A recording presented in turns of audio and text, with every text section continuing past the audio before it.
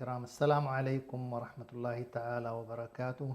في لقاء يتجدد يسرنا ويسعدنا أن نلتقيكم من شبكة قناة السلام الإعلامية وعبر برنامجنا الأسبوعي فاسألوا أهل الذكر. في بداية هذا اللقاء الطيب المبارك نرحب بضيف البرنامج فضيلة الدكتور الشيخ حسن سلمان.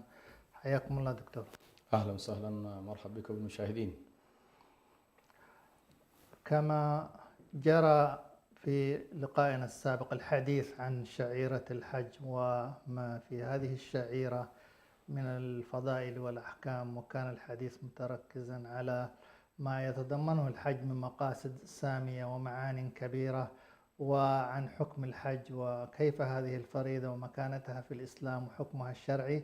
نواصل إن شاء الله تعالى في لقائنا اليوم لنتعرف عن حقيقة اللي هي شروط الحج وعلى من يجب في بداية هذا اللقاء. فضيلة الشيخ فتفضلوا.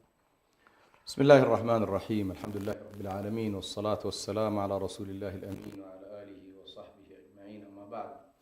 الحمد لله القائل: ولله على الناس حج البيت من استطاع إليه سبيلا.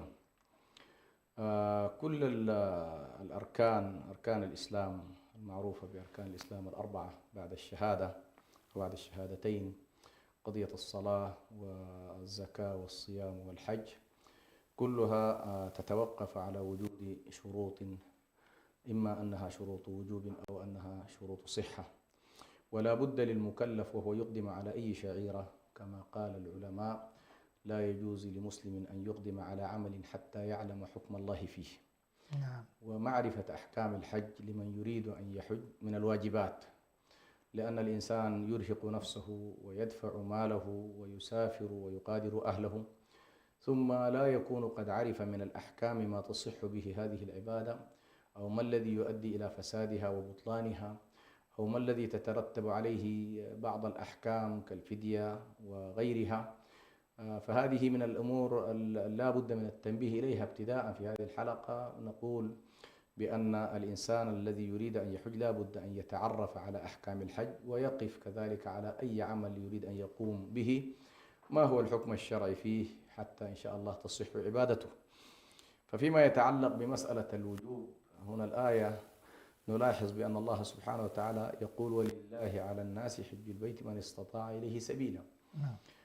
فهنا طبعا للحج شرط أساسي ربما له ظهر الآن في هذه الآية، وهي موضوع الاستطاعة بشكل أساس، لكن قبلها هنالك شروط تتعلق بمجمل العبادات. فأول شرط لصحة كل العبادات ووجوبها هو شرط الإسلام. فلا تصح العبادة سواء كانت صوما أو صلاة أو زكاة إلا أن يكون الإنسان مسلما، يعني بعد أن يشهد أن لا إله إلا الله وأن محمد رسول الله تجب عليه العبادات. فأول شرط في موضوع الحج هو الإسلام، فلا يصح من غير المسلم. قضية يجب على الكافر هذه الأحكام أو لا تجب، هذه مسألة أخرى أصوليا، لكن لا تصح هذه العبادة إلا أن يكون الشخص شهد أن لا إله إلا الله وشهد أن محمد رسول الله. بعد ذلك يدخل في التكاليف العملية. فالشرط الأول تجب على المسلم وتصح منه إذا كان مسلما بطبيعة الحال. الشرط الثاني أيضا الحج لا بد فيه من التكليف. والتكليف هنا نقصد به أمرين أساسيين. والفقهاء عندما يتكلم عن شرط التكليف أحيانا يريدوه في شرطين وأحيانا يريدوه في شرط واحد، وشرط التكليف. وعندما نفكك معنى التكليف فإنه يدخل فيه العقل من جهة والبلوغ من جهة أخرى. جميل. فلا يصح الحج من المجنون لأنه غير مكلف، رفع القلم عن ثلاث، واحد منهم المجنون. نعم. ولا يجب كذلك على غير البالغ، فيتطلب أن يكون راشدا. مع أن هنا في موضوع الحج تحديدا مثل الصلاة تصح من الصبي ولو لم تجب عليه. الصلاة يؤمر بها من 7 ويضرب عليها في 10، ولكن عمليا يدخل في التكليف العملي فيها بعمر بعد أن يبلغ. نفس الطريقة في الحج، لا تجب عليه إلا أن يكون بالغا. جميل. ولكن إذا كان صبي أراد أن يحج يصح منه، فيكون إن شاء الله الأجر بعد ذلك لوالديه. هذا الآن عندنا الشرط الأول شرط الإسلام، الشرط الثاني شرط العقل، الشرط الثالث شرط البلوغ، الشرط الرابع هو شرط الاستطاعة. في شرط طبعا قبل الاستطاعة عندنا شرط كان معروف في التاريخ الإسلامي، وجود طبعا الأرقاء والعبيد، فإنه أيضا لا يجب عليهم، لأنه هم في النهاية في تعداد الأموال، وبالتالي هو تحت ملك سيده فلا يستطيع أن يقوم به، لكنه أيضا يخاطب به على كل. نعم. بقضية موضوع الحرية كان واحد من الشروط مما يعني تجب على الأحرار، ثم أخيرا تجب على موضوع القادرين، اللي هو القادر لمن استطاع إليه سبيلا.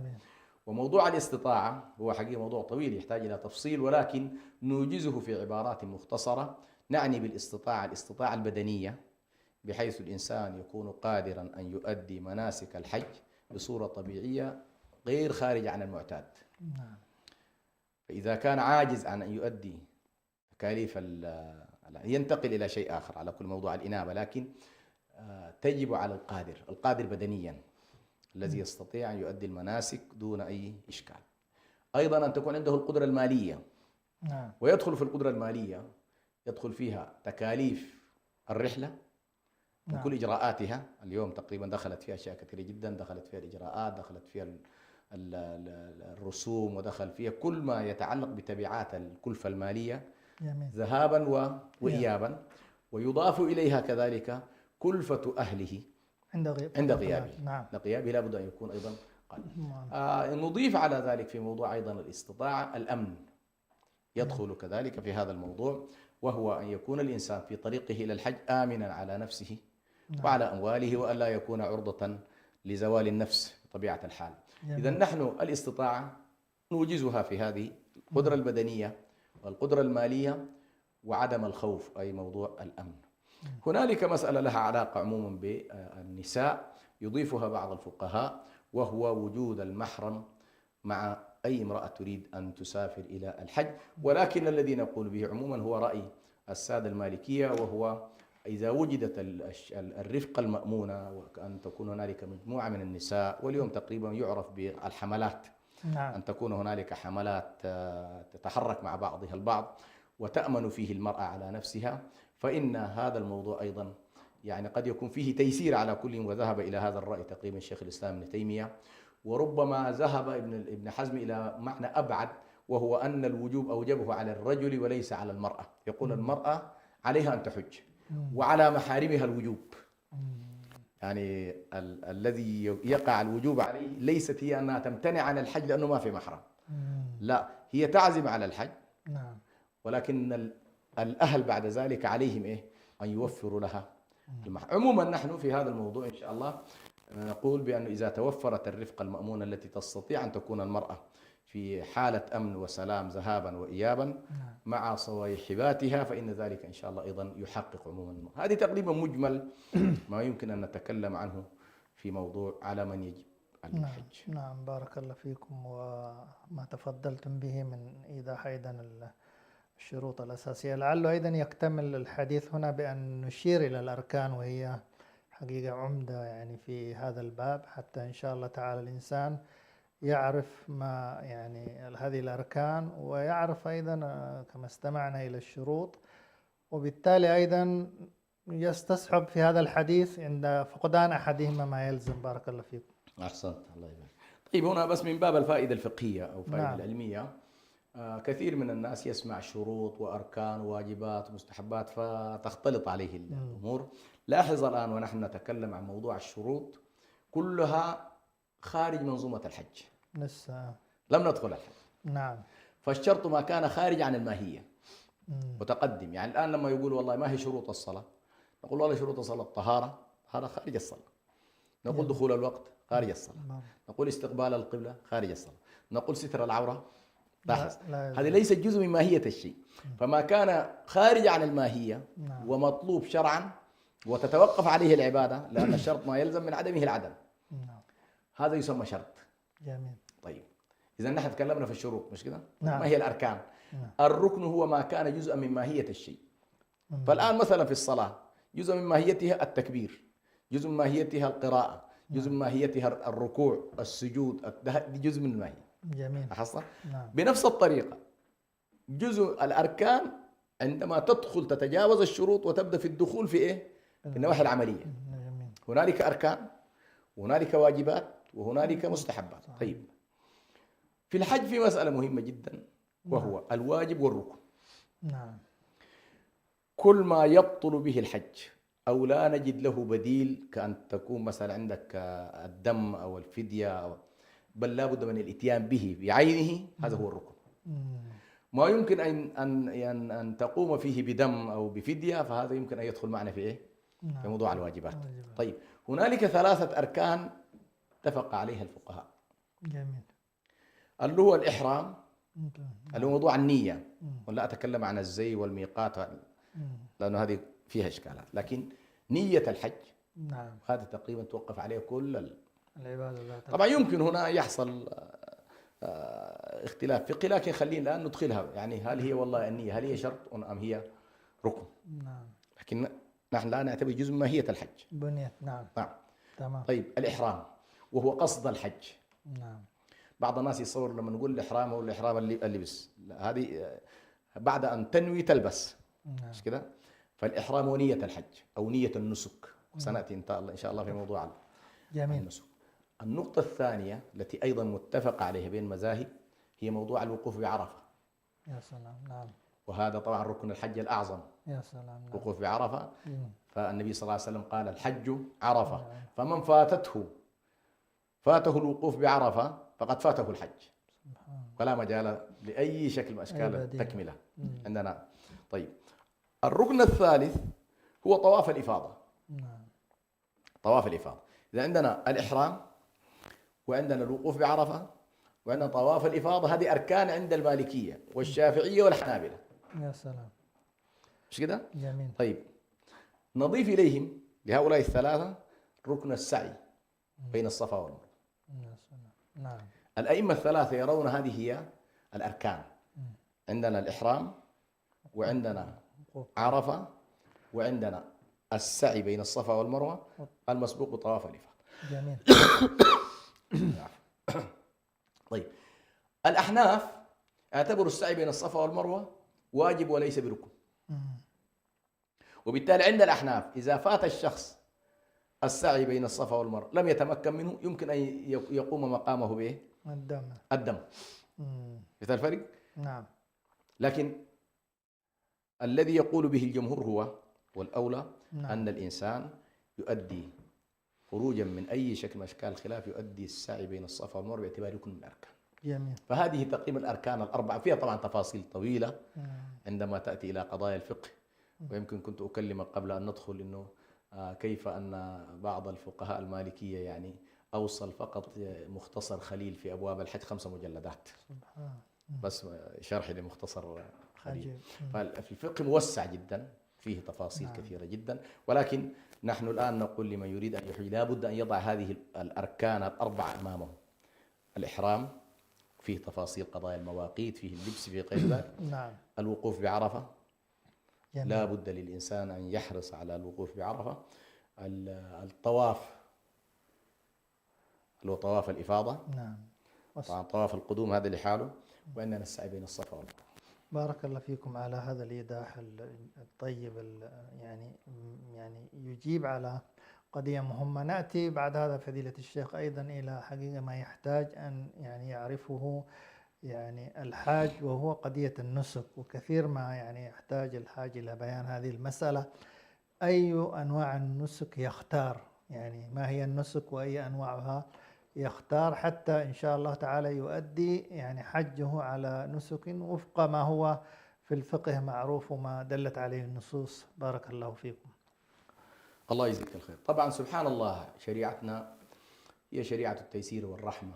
نعم. وليست شريعة الأغلال والآثار كما جاء ذلك في كتاب الله تبارك وتعالى. يعني النبي واحدة من مهامه ووظائفه الكبرى يضع عنهم إصرهم والأغلال التي كانت عليه. فمن رحمة الله علينا نعم. أنه في الحج مبناه على التيسير.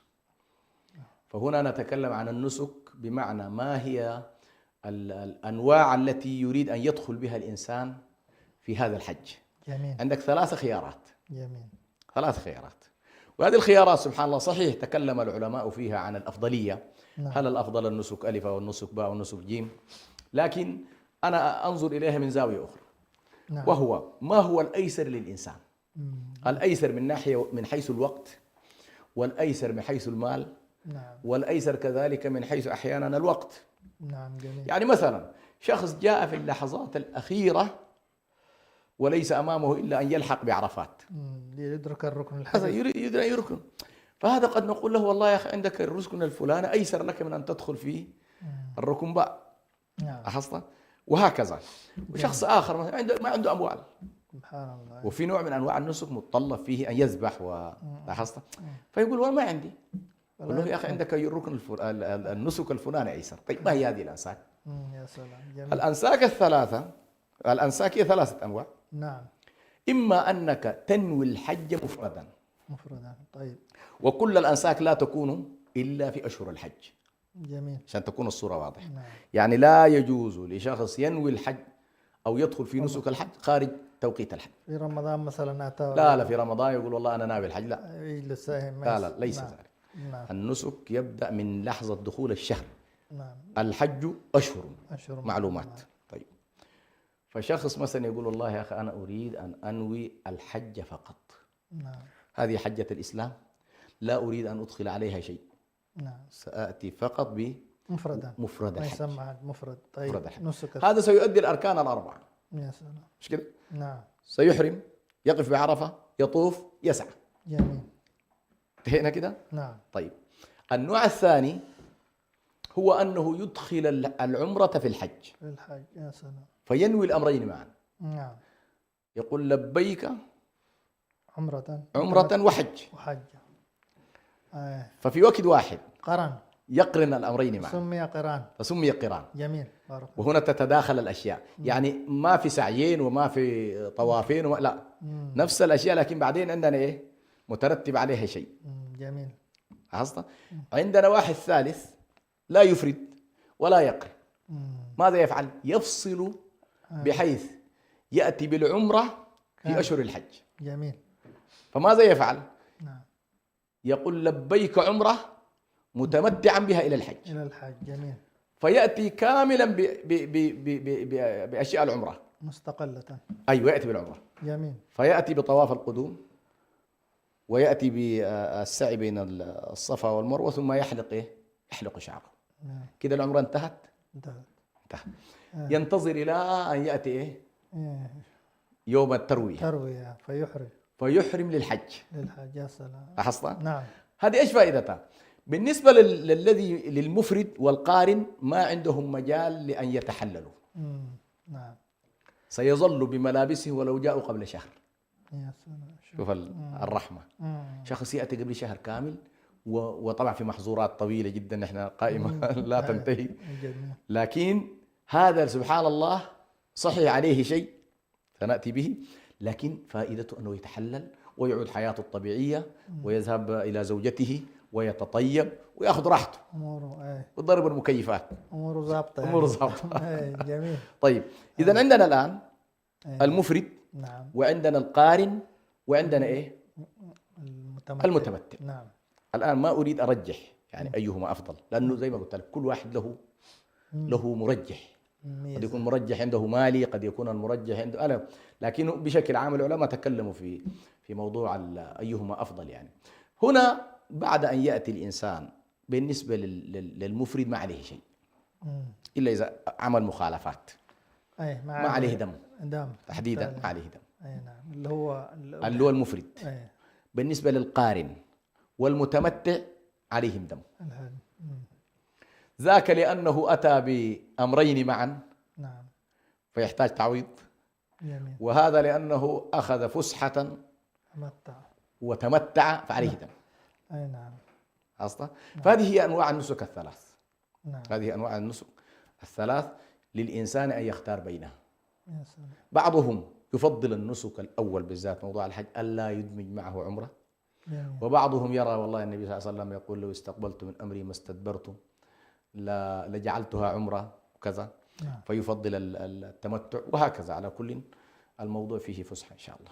بارك الله فيكم على هذا البيان الطيب المبارك فضيلة الشيخ.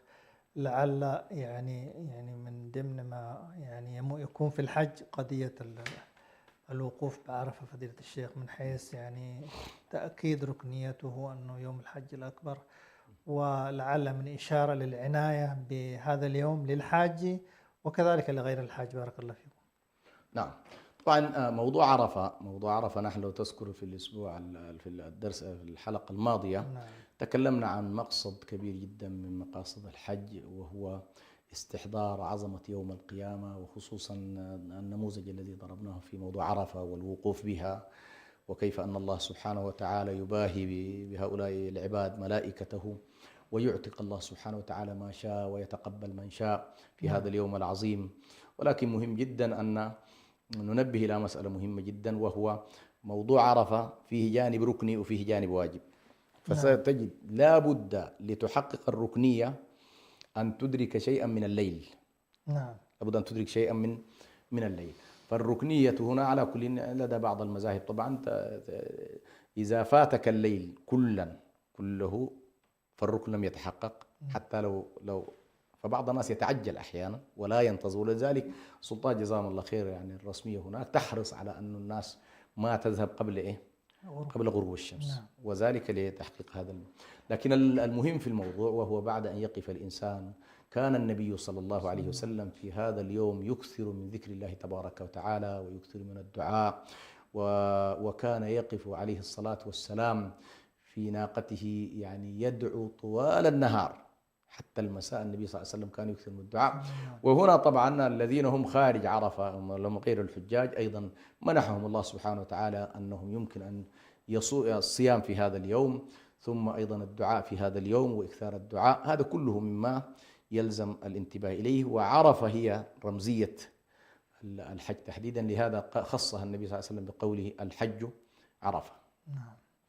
بارك الله فيكم فضيلة الشيخ. لعل أيضا يعني قضية المحظورات فضيلة الشيخ يعني الإشارة إليها والعلم بها من الأمور التي ينبغي الحاج أن يكون حقيقة تنبه إليها وأدركها حتى لا يفسد عليه يعني حجه. لعل من إشارة لقضية المحظورات. بارك الله فيكم. الله يجزيك.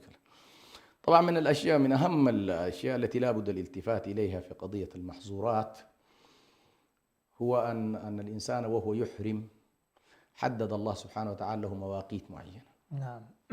فعليه أولا التزام المواقيت، وألا يتجاوز الميقات من غير إحرام.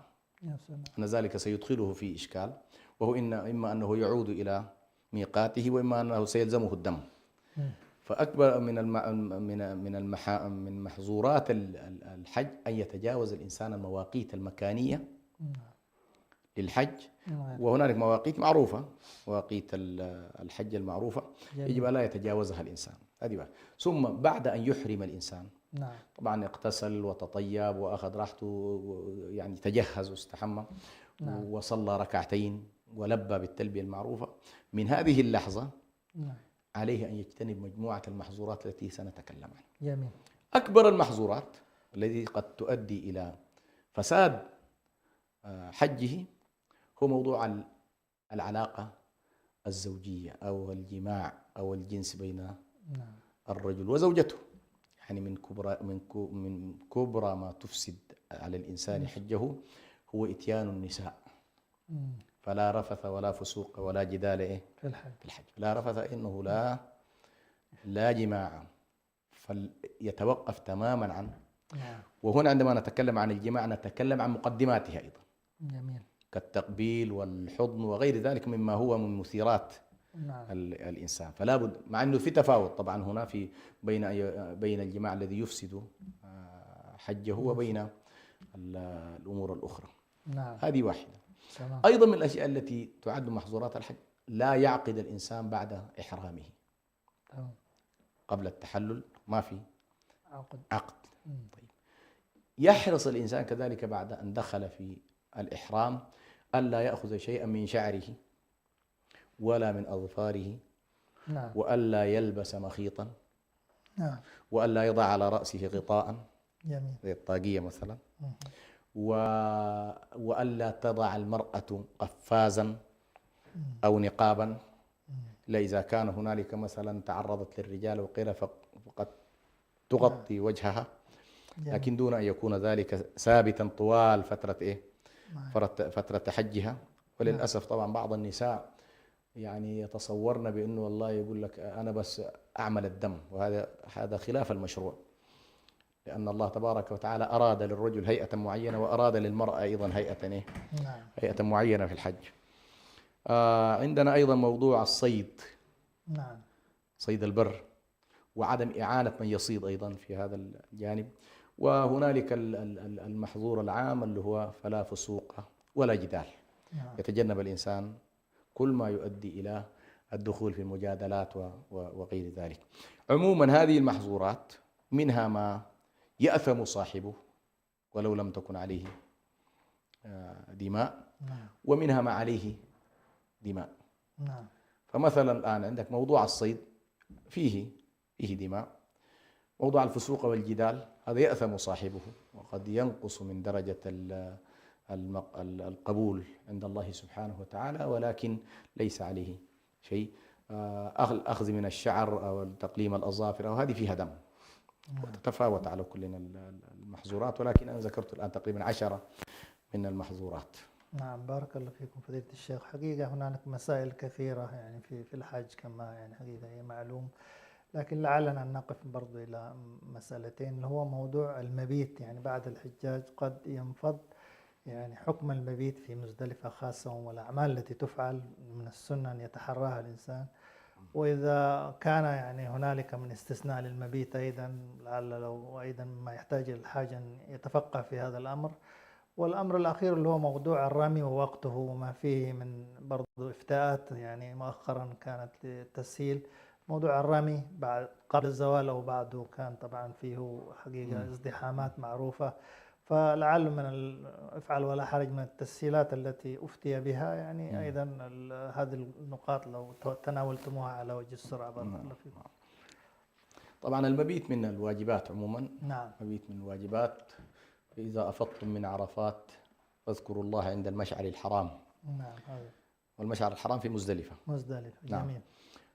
يعني الإنسان في وضعه الطبيعي عليه أن يبيت ويصلي طبعا المغرب والعشاء جمع تأخير في مزدلفة، ويصلي معها أيضا صلاة الصبح. فثلاث أوقات تصلى وين؟ في مزدلفة. صلى في مزدلفة. ثم بعد طلوع الشمس يتحرك الإنسان إلى منى. جميل. لكن رخص النبي صلى الله عليه وسلم للضعاف من النساء والعجزة وكبار السن والمرضى. هؤلاء يجوز لهم المرور مباشرة بمزدلفة، وحتى لو قبل طلوع الفجر أباحت لهم الشريعة في أن هذا من التيسير على كل أن يذهبوا. لكن بقية الناس لا بد أن يبيتوا بمزدلفة، وكان هذا من هدي النبي صلى الله عليه وسلم. بعد أن يدخل بعد ذلك طبعا في مزدلفة بتأخذ الأحجار، تأخذ الحصوات المعروفة التي سترمي بها اليوم الأول، سترمي بها في اليوم الأول اللي هي جمرة العقبة الكبرى. جميل. طبعا جمرة العقبة الكبرى هنا ترمى قبل الزوال في اليوم هذا، وانت ماشي طبعا مباشرة مزدلفة سيذهب الجميع إلى إيه؟ إلى الرمي اللي هي الجمرة الكبرى. نعم. وهنا سيحصل التحلل الأصغر. جميل. التحلل الأصغر يجوز له الإنسان بعد ذلك أن يلبس اللباس العادي، ولكن يبقى عنده التحلل الأكبر، اللي هو الامتناع عن النساء يظل موجود إلى أن يطوف طواف الإفاضة. نعم. يعني يطوف طواف الإفاضة. طيب هنا طبعا موضوع الرمي يعني اليوم كله طبعا شغال في يوم العيد. في ساعة اليوم الأول. فيه ساعة. لكن في هذا اليوم عندك رمي الجمار. وعندك الحلق، وعندك الطواف. وعندك الذبح. كل هذا في اليوم الأول، يوم الحج. أيوة، يوم الحج الأكبر فيه هذه الأشياء. جميل. المهم يقدم يأخر، كما قال النبي صلى الله عليه وسلم ما سئل في هذا اليوم إلا وقال افعل ولا حرج. فالإنسان لابد أن يراعي موضوع التيسير. وكما تفضلت أيضا الفتاوى التي تسعى في اتجاه التيسير على الناس، وهي من الفتاوى المعتبرة مثلا المجامع الفقهية ومن الهيئات العلمائية يؤخذ بها في هذا. وغالبا يعني في السابق مثلا ما كان يراعى، كان في تصميم وإصرار على أن لابد التوقيت أن يراعى ويكون ذلك بعد الزوال، ولكن حصلت بعض الإفتاءات. على كل تراعى هذه كلها إن شاء الله في هذا الجانب. بارك الله فيكم فضيلة الشيخ، ولعل أن يكون هنالك إكمال يعني أبرز التساؤلات التي حقيقة ومواضيع أيضا المبيت بمزدلفة. هذه المواضيع لعل إن شاء الله نرجئها إن للقاء شاء الله. قادم. المشاهدون والمشاهدات الكرام، بهذا نكون قد انتهينا من حلقة اليوم، إلى أن نلتقيكم في لقاء قادم. نستودعكم الله، نشكركم على حسن المشاهدة والاستماع، كما نشكر فضيلة الشيخ ما تقدم به. إلى أن نلتقيكم نستودعكم الله، والسلام عليكم ورحمة الله وبركاته. عليكم السلام.